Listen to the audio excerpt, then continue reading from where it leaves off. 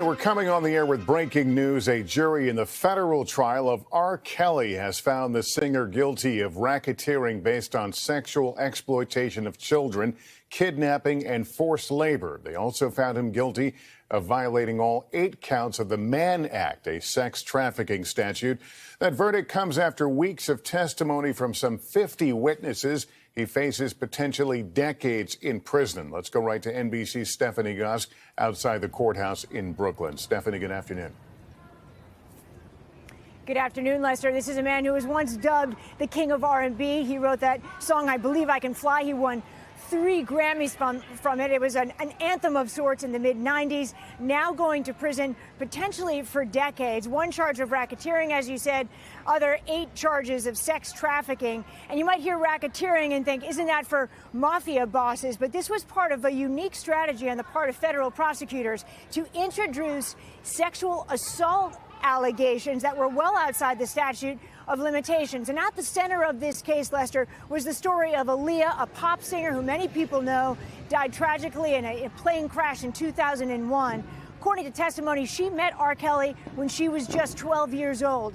A witness, a compelling witness for the prosecution, said that she actually walked in on R. Kelly performing a sex act with Aaliyah when she was either 13 or 14 years old. We then heard from one of his employees that at the age of 15, he bribed an official in Illinois to get a fake ID so that Aaliyah could marry R. Kelly at the time, who was 27, because he suspected Aaliyah may be pregnant, and if they married, she could not actually give any testimony against him in a statutory rape charges. But it concludes dozens of witnesses coming forward with depraved allegations of abuse, physical, emotional, sexual, a number of alleged victims. And as you said, this was a trial that lasted weeks, but prosecutors argued that this was actually something that was decades in the making. His defense over the course of the trial tried to portray the victims in this case as out opportunists who were looking for money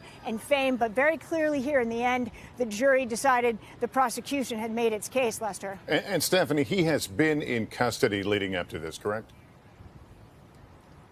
Yes, he has, for 2 years. And this is not the end of the road in terms of the charges that he faces. He still has state and federal charges, sex trafficking, sexual assault, as well as pornography charges. He was acquitted on pornography charges back in 2008, but at this point, he still has weeks, years, months down the road where he's going to be dealing with these allegations in a courtroom. But he is, for now, facing decades in prison. His sentencing due to take place May 5th here in New York.